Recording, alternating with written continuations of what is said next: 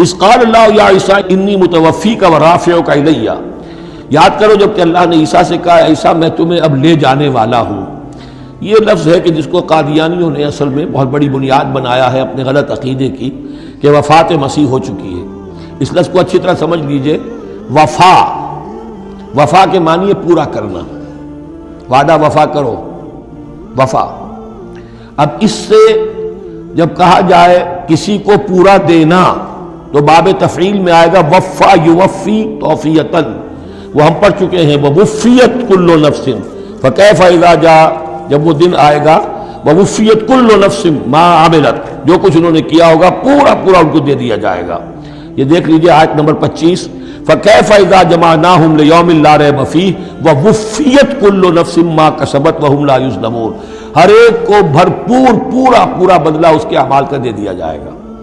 یہ ہے کسی کو پورا پورا دینا، کسی سے پورا پورا لے لینا، یہ باب تفاعل ہوگا، توفا یا توفا، کسی کو پورا لے لینا تو پورا لے لیتا ہے اللہ تعالیٰ نے۔ یہ لفظ جو ہے پورا بتمام و کمال، یہ گویا کہ منطبق ہوتا ہے حضرت مسیح پر، کہ حضرت مسیح کو ان کے جسم اور جان سمیت اللہ لے گیا۔ ہم جب کہتے وفات پا گیا تو یہ ہے استعارتاً، جسم یہی رہ گیا صرف جان گئی ہے۔ اور یہی لفظ قرآن میں آتا ہے نیند کے لیے بھی، اللہ یتوفی الانفس حین موتها، اس لیے کہ نیند میں بھی یہ ہوتا ہے کہ خود شعوری نکل جاتی ہے انسان میں سے، اگرچہ زندہ ہے، اب اس کو اگر کوئی چیوٹی کاٹ رہی ہے تو جاگ جائے گا، لیکن ویسے اس کی خود شعوری ختم ہو چکی ہے، اور روح کا تعلق ہے خود شعوری کے ساتھ، تو نیند میں بھی اللہ تعالیٰ روح کو قبض کر لیتا ہے، اس کے لیے بھی توفی کا لفظ ہے۔ پھر جب انسان مرتا ہے تو روح اور جان دونوں چلی گئی اور صرف جسم رہ گیا، یہ بھی توفی ہے۔ اور سب سے زیادہ مکمل توفی کیا ہے کہ اللہ تعالی حضرت مسیح کو ان کے جسم، جان اور روح تینوں سمیت سموچے حضرت مسیح کو زندہ جو کا توں لے گیا۔ یہ ہے عقیدہ جو مسلمانوں کا ہے، اور جہاں تک لفظ کا تعلق ہے اس میں قطعاً کوئی بات جو ہے اس میں ایسی نہیں ہے کہ جس سے کوئی شخص دلیل پکڑ سکے، سوائے اس کے کہ ان لوگوں کو بہکانا آسان ہے جنہیں عربی زبان کی گرامر سے واقفیت نہیں، وہ ایک ہی وفات جانتے ہیں۔ وفات تین ہو گئی ہیں عضلوء قرآن جو میں نے آپ کو سمجھائی ہیں۔ اس قال اللہ یا عیسیٰ انی متوفی کا، میں تمہیں لے جاؤں گا، ورافعک الیہ، اور تمہیں اپنی طرف اٹھا لوں گا، ومطہرک من الذین کفروا، اور تمہیں پاک کر دوں گا ان لوگوں سے جنہوں نے تمہارے ساتھ کفر کیا ہے،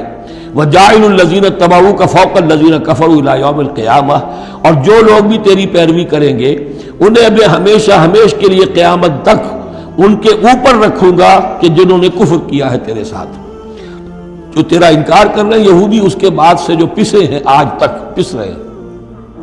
حضرت مسیح سن 30 میں اٹھا لیے گئے یا 33 میں، اور اس کے بعد سے آپ کو معلوم ہے کہ مسلسل سن 70 عیسوی میں ہیکل سلیمانی ختم ہوا، 1,20,000 یا 1,33,000 یہودی ایک دن میں ٹائٹس نے قتل کیے یروشلم میں حضرت مسیح کے رفع سماوی کے 40 برس بعد۔ ان کا ہیکل سلیمانی بھی وہ جو ہے وہ ختم کر دیا گیا، اب اس کی ایک دیوار ہے، میں بتا چکا ہوں 1927-28 برس ہو گئے ہیں کہ ان کا کعبہ گرا پڑا ہے۔ 1917 سے پہلے تک، بلکہ یوں سمجھیے پہلے 500 برس تک تو ان کا داخلہ بھی ممنوع تھا۔ یہ تو حضرت عمر کے ہاتھوں جب فتح ہوا ہے، یہ ڈائسپورا کا ان کا پیریڈ کہلاتا ہے، ایک پیریڈ ان کا کیپٹیوٹی کا تھا، جبکہ وہ نیبوکڈنیزر لے گیا تھا انہیں اور بیبیلونیا میں قید میں رکھا ہے، وہ ہے ان کا پیریڈ آف کیپٹیوٹی۔ اس کے بعد واپس آئے حضرت عزیر کے زمانے میں، دوبارہ دوسرا ٹیمپل بنایا،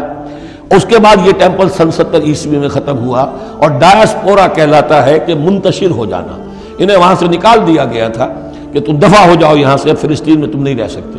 کوئی روس چلا گیا، کوئی ہندوستان چلا گیا، کوئی مصر چلا گیا، کوئی اور یورپ چلا گیا، پوری دنیا میں پھیل گئے۔ یہ ڈائسپورا اولاً ختم ہوا ہے حضرت عمر رضی اللہ تعالیٰ عنہ کے ہاتھ سے، جب فتح ہوا ہے یروشلم،